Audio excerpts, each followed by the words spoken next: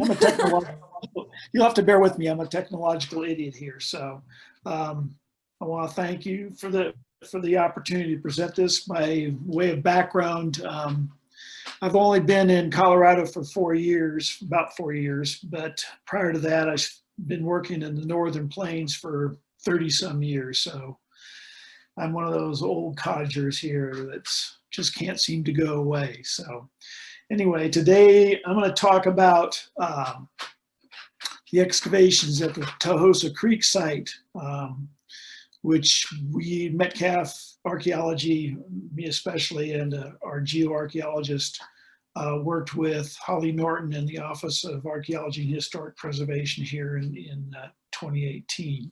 So with that, if I can get the share screen, we'll get going here. Oops. Okay. Here in northern Colorado here, archaeological research over the past few years has tended to focus on the Front Range area and the alpine zone in the Rockies. There's a lot of reports, literature out on that.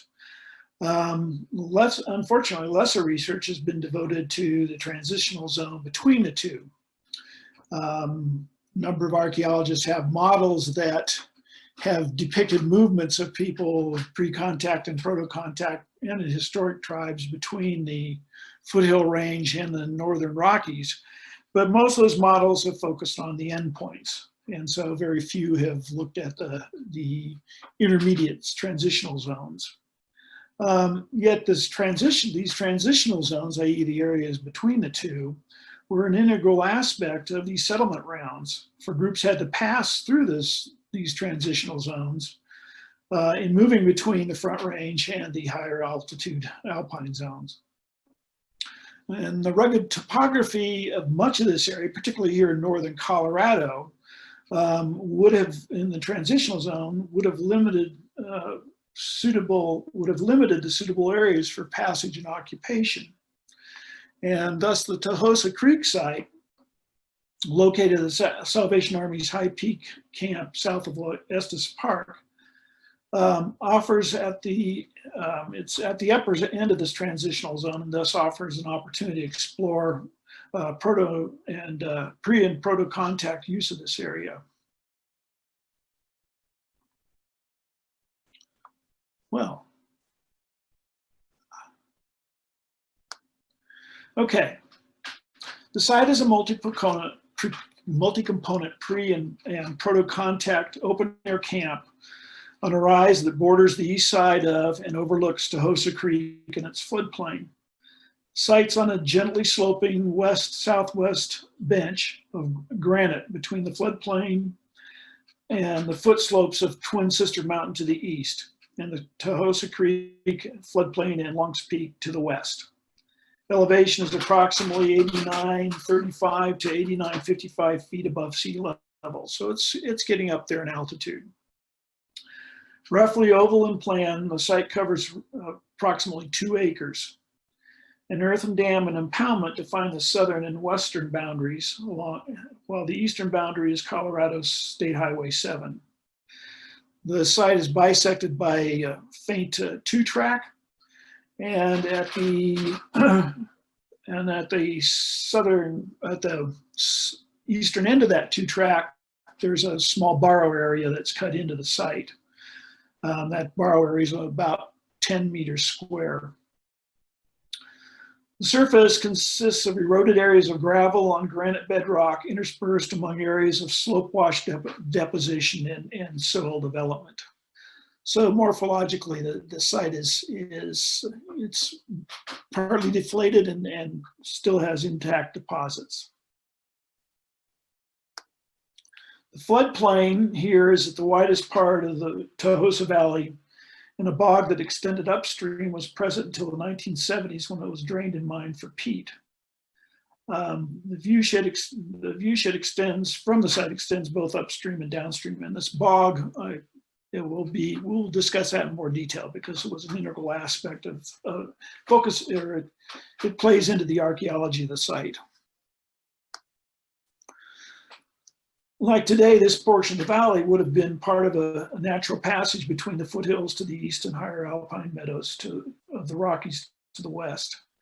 Its location may have been selected because of its proximity to the bog and adjacent valley slopes and the faunal and floral resources the setting would have offered. And our specialist studies give an idea of the range of resources that would have been available to them, or that they could have been exploiting. Vegetation consists of patches of native prairie, low brush, and across the top of the bench, a sparse stand of conifers. These patches correspond to areas of deeper deposition and soil development, which are also distinguished by active rodent burrows, and burrows are all over the place on this site. Mountain slopes bordering both sides of the valley are covered with aspen and conifers and firs, and outcrops of granite bedrock are visible. Seep springs are present along the lower slopes of Twin Peaks Mountain to the east and just southeast of the site. Whether these were exploited, we don't know. We were shown them, but we didn't have the opportunity to investigate them.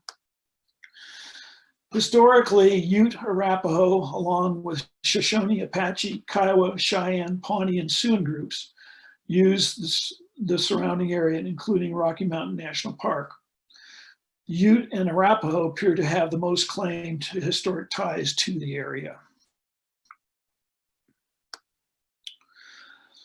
Okay, let's talk about previous investigations. The site was first recorded by the Colorado Department of Transportation archaeologists, along with 7 others in 1981 in conjunction with a realignment of what was then Forest Highway 26 and is now Colorado State Highway 7. The site, Tahosa Creek Site, was the most southerly of the 7 they recorded, the rest being scattered along the Tahosa Valley, around Mary's Lake, and the last one, the most northerly one, near Estes Park. Site was the only one that the archaeologists investigated to any great extent, as they excavated 14 1 by 1 meter test pits. 10 were in the site area west of the highway, and that included a cluster of 5 units on the highest point of the site, and they placed 4 on the east side of the highway. Depths of these units range from 10 to 40 centimeters, with most being 30 to 40 centimeters deep. The 10 units west of the highway produced artifacts, while the 4 east of the highway were sterile. Thus, the highway was considered to be the eastern boundary of the site. According to their report, the assemblage included 2 Jimmy Allen projectile point bases, a reworked Gypsum Duncan Hanna point, a woodland corner notch point base, a Late Plains side notch point, a reworked late pre-contact, and a late pre-contact point. I'll get back to those. I'll have a picture of those further on, and I'll get back to those. All were broken, but if they are typed correctly, they suggest an occupation possibly extended from the Late Paleoindian, early Archaic, up through the late pre-contact, early post-contact. They found a concentration of charcoal and ash stain at a depth of 18 to 25 centimeters in 1 unit. And that charcoal yielded a date of 210 plus or minus 45 years radiocarbon years before present. That calibrated that to 1864 AD, which indicates an early post-contact occupation. And then based on these results, the archaeologists the site was determined eligible to the National Register in 1982. The next investigation was by,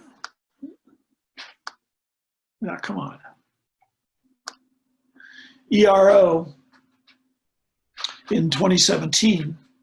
Their archaeologists placed 24 shovel test units across the site to reevaluate its eligibility. The depths of those units, or those shovel probes, varied from 20 to 75 centimeters.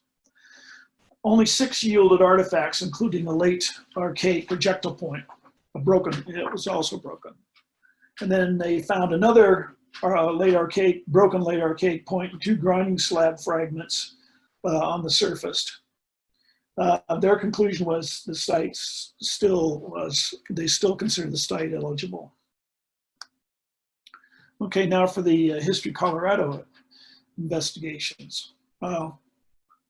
Holly Norton, the state archaeologist, approached me and Metcalf to assist History Colorado's Office of Archaeology and Historic Preservation to further investigate the site. These investigations were undertaken during the summer of 2018 and were conducted over 2 5-day sessions as a History Colorado's program for avocational archaeological certification, commonly called PAC. And I have to commend all the PAC participants. They were a fun group to work with and very enthusiastic. There were 14 volunteers from the Colorado Art. The PAC group consisted of 14 volunteers from the Colorado Archaeological Society. And they were to gain experience in excavation methods. So in that regard, we had them laying out pits, or test units, and to a certain extent, they helped us identify potential areas to investigate. In addition, 3 students from the Colorado School of Mines also took part. And that was so they could hone in on their geophysical prospecting skills. And they did it as a class project. We have not seen, they were supposed to produce a report. We have not seen any results of that report yet. Although all artifact were sparse, the CDOT and ERO investigations determined the presence, or that buried cultural material was present in areas with deeper deposition soil development. So our work focused on these deposits. We excavated 21 test units to bedrock in arbitrary 10-centimeter levels due to the lack of internal stratigraphy. Additionally, we placed 17 shovel tests towards the border, the edges of the site to determine the vertical and horizontal extent of the site and address depositional integrity in areas that we weren't going to investigate in more detail. Depths of our test units, or 1x1s, range from 20 to 73 centimeters, but all contained evidence of bioturbation. In other words, roots and active or abandoned rodent burrows were encountered throughout. And the presence of these roots and rodent burrows was probably the reason that we didn't find any internals. We couldn't identify any internal stratigraphy. 17 of our units yield at least 1 artifact. The number of artifacts corresponded with unit depth. In other words, deeper units add more artifacts. As for the shovel tests, only 2 at the north end of the site, and it yielded any cultural material. That was about a flake per.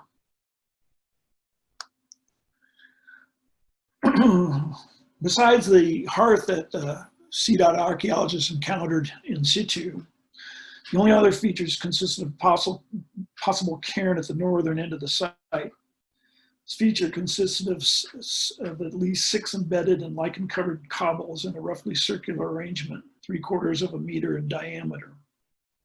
No associated with artifacts were found. However, we do consider the feature to be pre or proto contact based on the lichen and depth, the depth that the cobbles are embedded.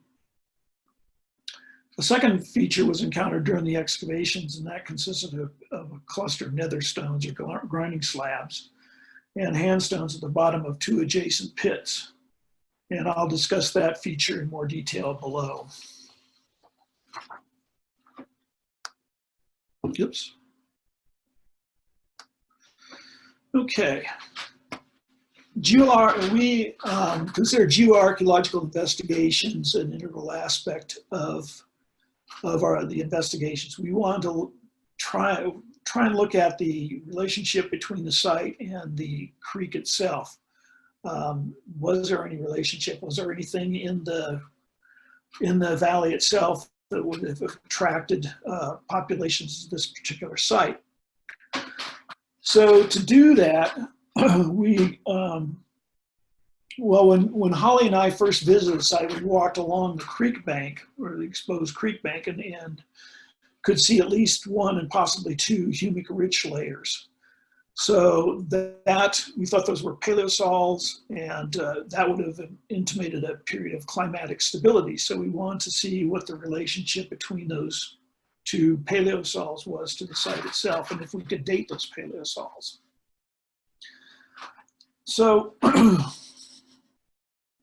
oops, like I say, I'm a technological idiot, so bear with me. So to address these questions, Metcalf's geoarchaeologist Dante Naff had two trenches mechanically excavated in the floodplain, one adjacent to the site and the other closer to the modern creek. In addition, he profiled test units in a portion of the creek cut bank.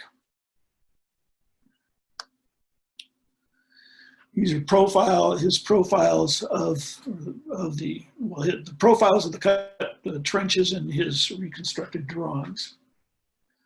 These profiles trace a complex depositional history. As I said, at least two humic-rich peat deposits are present in the area adjacent to the site. The base of the upper deposit in the trench close to the site, we dated to 2088 plus or minus 29 years BP. Deposit intimates that the floodplain was a shallow marsh area. Dante's reconstruction is that the floodplain, these deposits represent a shallow marsh area, so that at least two had formed during the Holocene, with the upper one forming sometime before 2060 BP and possibly persisting into the 1970s.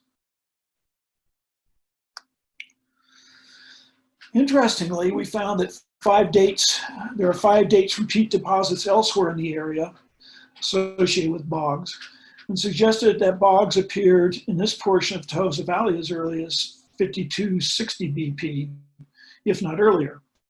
In spite of difficulties in identifying the exact geographic and strategic locations of these dates, they're not well published. They suggest at least 2 periods of peat development, first between 5260 and 4680 BP, and the second between 2665 and 2685 BP. Possible third may have occurred around 2088 BP, and a fourth around 395 BP. And these periods of peat development may reflect fluctuations in the local water table or changes in the flow regime of the drainage that may correspond to changing moisture regimes in the surrounding mountains. That's a research issue that will require further work. The archaeology, now to the archaeology.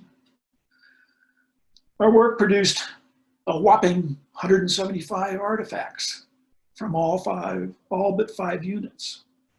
The 5 being the shallowest. I mean, we're not talking a rich site here.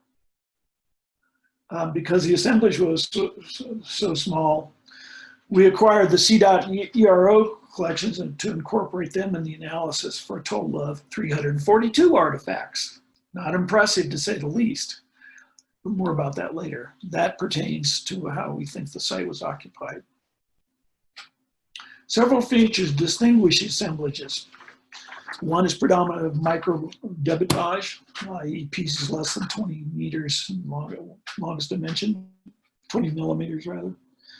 A lack of cores and retouch tools, the use of a variety of non-local cherts, predominance of broken projectile points. We didn't find any complete ones. And the presence of grinding implements, both grinding slabs and other stones and hand stones. Interestingly, the cherts had exhibited a wide range of colors and siliceousness, suggesting that they came from a variety of sources. Further, primary elements, the first elements taken off a core, those that have predominantly covered with the ventral surface, predominantly covered with cortex, only accounted for less than 3% of the assemblage. And the largest dimension for almost 2/3 of the debitage was under 20 millimeters. Since we could not find, or I could not find any records of local sources of comparable tool stone, and considering the size of the debitage, these cherts were undoubtedly brought in from elsewhere and reflects tool maintenance, probably tool maintenance rather than initial reduction. Here's your projector points. They were a major component, surprisingly, they were a major component of the assemblage. And three features distinguish them. One, they're all broken. Two, a variety of raw materials are represented. And three, the points exhibit a wide morphological variability. Now, I discussed above what the CDOT typed these points as. Some I agree with, others I think you have to take with a grain of salt, because they are, for instance, the one in the lower left was typed as a Jimmy Allen point, but it's only a point base. And so if it is a Jimmy Allen point, that would suggest it's a late Paleo, early Archaic. But again, given its fragmentary nature, I call that into question.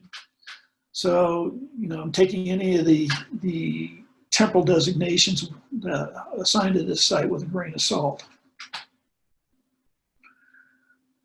If their types are correct, though, then it does suggest that occupations extended from the late Paleoindian, early Archaic up through the late pre-contact and early post-contact. I found the lack of complete points interesting, and they suggest that hafting was taking place here, and that these points obviously were discards, and that the groups took their rehafted elements with them as they moved on.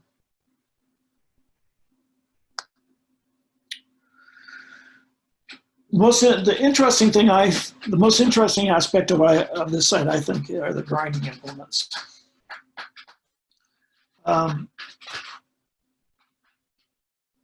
Grinding implements included both handstones and grinding slabs or nether stones. The latter consisted of thin planar slabs, mostly 20 to 22 millimeters thick, of Lyons red sandstone. And outcrops of this occur to the east at the base of the Front Range around Lyons, and it's still being quarried there today.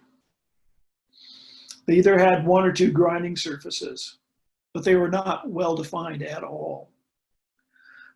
Given differences in the number of grinding surfaces and thicknesses, the collection may consist of at least 5 stones. One other stone, the one pictured here, the grinding slab pictured here, exhibits irregular flaking at one end, and that was the only evidence we could find of purposeful manufacture of these things.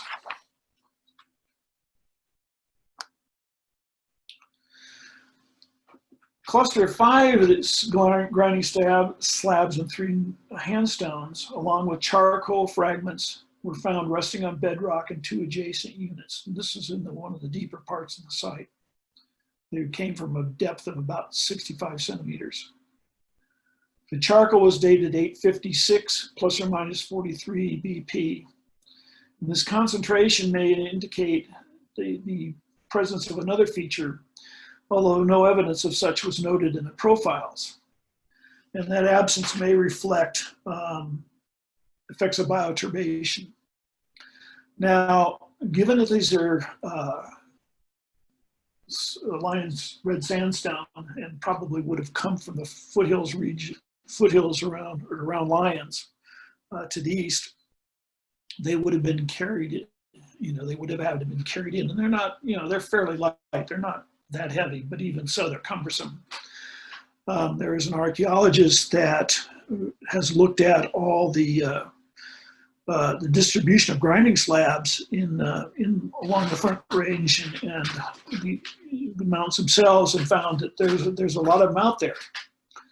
And he has postulated that what they do is come in, first time bring the slabs with them, and then cache them to return later. And that's a possibility here. That's what we may be looking with this feature. The problem is that we think this is a very transitory site, but obviously they did have the grinding slabs and they were using. I'll get back to that later. We didn't find any faunal material other than some rodent bones. And one explanation for this lack is that soil composition does not promote preservation of faunal remains. Another is that although hunting appears to have been an activity, prey was removed for processing elsewhere. We did conduct a number of specialist studies. The first one being we took one grinding slab and did a pollen wash on it to see if we could recover any pollen. And obviously we did. We found remnants of 14 different species.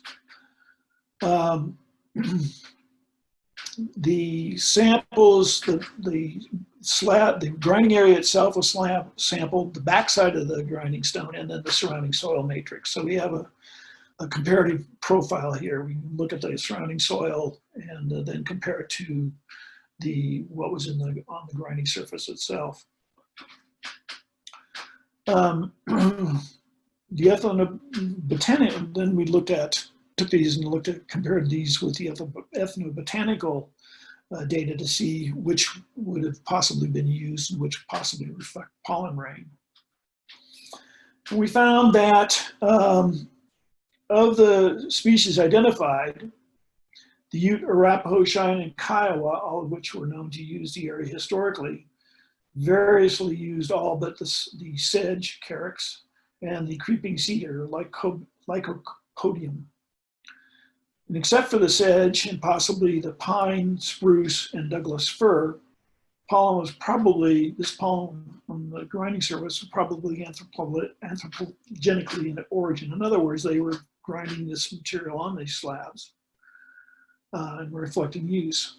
The pine, spruce, and fir today can be found in the surrounding slopes, and sedge and creeping cedar are found in marsh areas, and along with the trees probably reflect the local pollen rain more than actual use. There's very little purpose for grinding fir on a slab. Second study was we took a sample of obsidian from the CDOT collection and had it sourced. And it was sourced to the Sierra del Meadows source in the Jemez source area in northern New Mexico. Material from this source area has been found elsewhere in Colorado and appears to have been widely used. There's a 2003 publication which found that 77.8% of the sourced obsidian from archaeological context in Colorado comes from the Jemez source area. Finally, residue, we undertook residue analysis of a biface fragment and 2 projectile point fragments. And this analysis showed that all 3 had traces of L-valine. This is an amino acid and is found in poultry, milk, and leafy vegetables. That the amino acid is found in poultry suggests that it could have come from waterfowl in the marsh. So that its presence most likely on these tools most likely reflects exploitation of waterfowl, which further implies that the bog was of attraction to this site.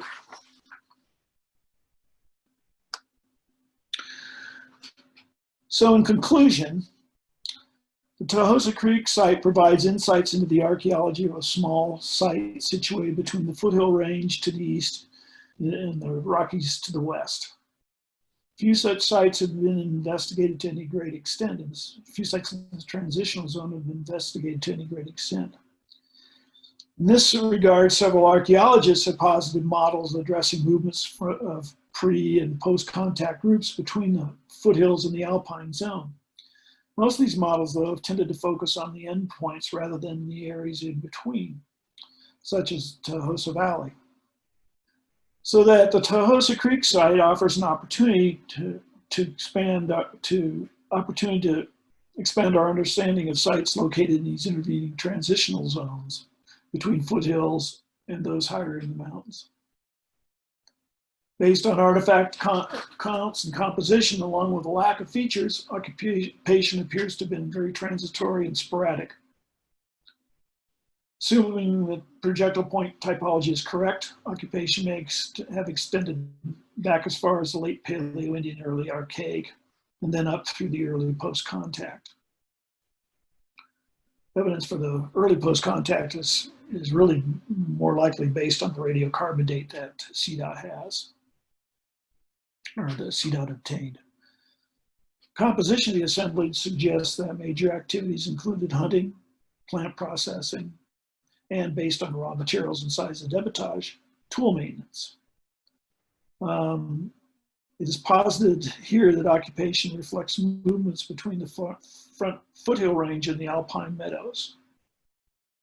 Although descriptions are brief in general, with one exception, the other 7 sites that CDOT archaeologists recorded during their inventory of the highway appear to be similar in composition. All are at the upper end of Tahosa Valley, the Tahosa Creek Site being most southerly of the ones they recorded, and around Mary's Lake. It's also posited these sites appear to represent stops during the movement between the foothills and the higher elevations. The one possible exception is 5 LR 321, which overlooks Mary Lake. It was recorded in the early 1930s, and at the time contained traces of 3 stone rings and a few pieces of pottery, which suggests a more substantial occupation. The CDOT archaeologists relocated the site but could not find the rings, although they did find a late pre-contact plain side notch point, which should correlate with the pottery. For at least 2 periods during the Holocene, the adjacent floodplain appears to have been a shallow marshy area. The later one beginning sometime before 2060 BP and persisting into the 1970s, and the earlier one possibly around 5200 BP, if not earlier. The site's location suggests that the bog, the width of the floodplain here, were appealing, as these factors probably attracted fauna, especially waterfowl and large herbivores, and possibly desired flora. The question is whether similar sites can be found around other bogs in the area, or other bog remnants in the area. In summary, the Tahosa Creek Site sheds further light on pre- and proto-contact occupation in the transitional zone between high altitude areas of the southern Rockies and the foothill regions to the east. The creek may have offered passage between these 2 areas, while the location of the site was selected because of the bog, the width of the floodplain, and proximity to adjacent mountain slopes. In conclusion, I want to thank Holly Norton and the Office of Archaeology and Historic Preservation for the opportunity to persist in this project. It was fun. I also want to thank the Colorado Archaeological Society members who participated. Although the site was nowhere near as spectacular as the ones that most were used to, I do hope that they learned that even marginal sites such as this can yield information that contributes to our understanding of the past. And with that, I come to an end, and I do thank you. So thank you so much, Gimbal. So if anyone has any questions, you can use the Q&A button and type those in, and we will get them all answered. Looks like we have a few already. So the first one is, how is a pollen wash done on a grindstone?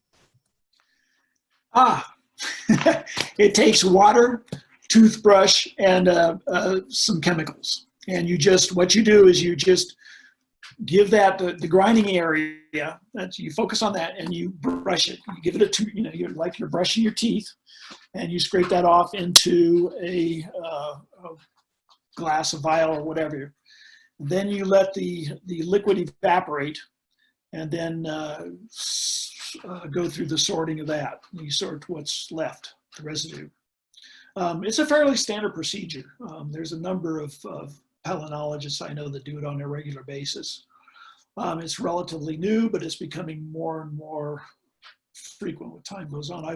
I've used it on some, I've worked in Egypt and I've used it for some grinding stones that date back to the late Paleolithic, about 20,000 years ago, with some success. So it's fairly common procedure. All right. The one thing we did not do and probably should have done was look for Finalists.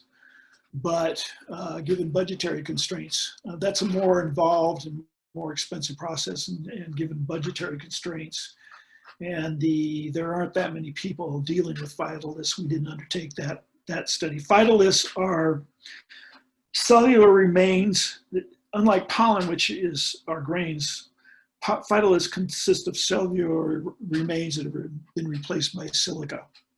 So you get the cell structure, and from that you can identify what the plant is. Okay, next question.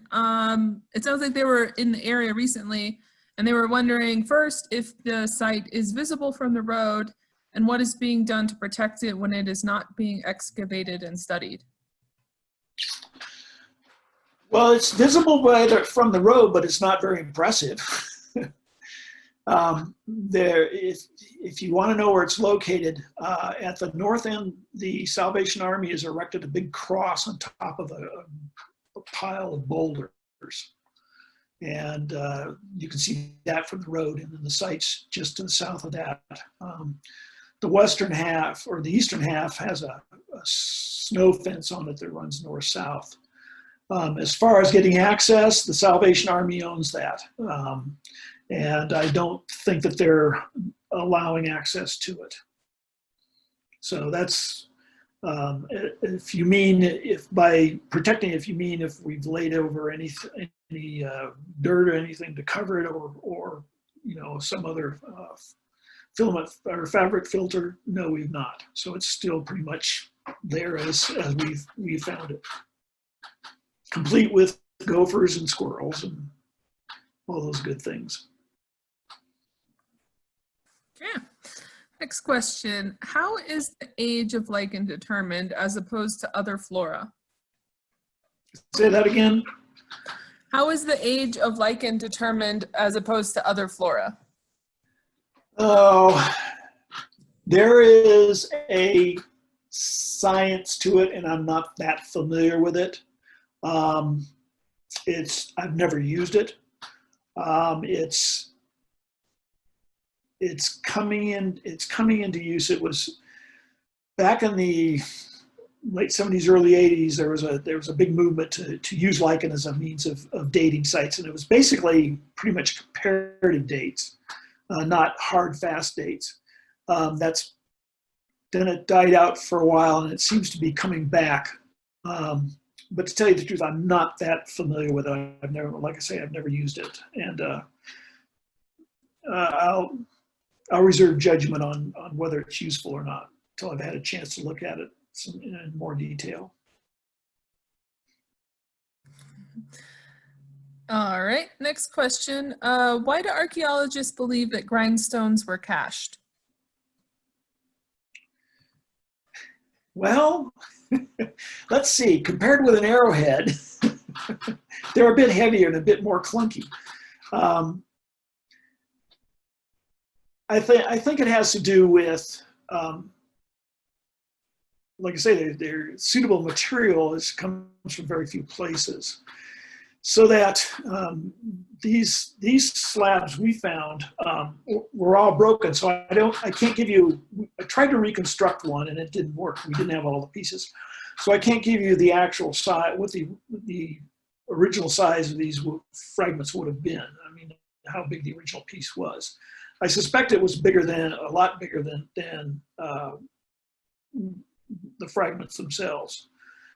So they would have been cumbersome to carry around. I mean, if you're going to be moving on a regular basis between lower elevations and higher elevations, it would be much easier if you could cache them in intermediate stops if you knew you were going to return to those stops. That would save you from having to carry, it would give you more ability to carry other things like food and prey that you hunted and stuff like that. So I think it's a very plausible explanation for their presence. I mean, there's, like I say, we found that cache of 5 fragments, none of which fitted together. We couldn't refit any of them. So that implies that there's more than one grinding slab there. But like I say, it's conjecture. It's a theory. But I think it's a very plausible theory. Obviously, they didn't take it with them when they went. So, I think that's the biggest argument for that these were cached, that they were left and they weren't taken with them.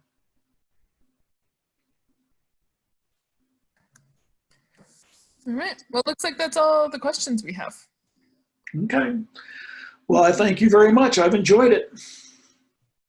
Well, thanks so much for doing this, Kimball. And thank you all. You all stay safe and healthy. Yeah. Hopefully we'll see you all next Wednesday. All right. Goodbye.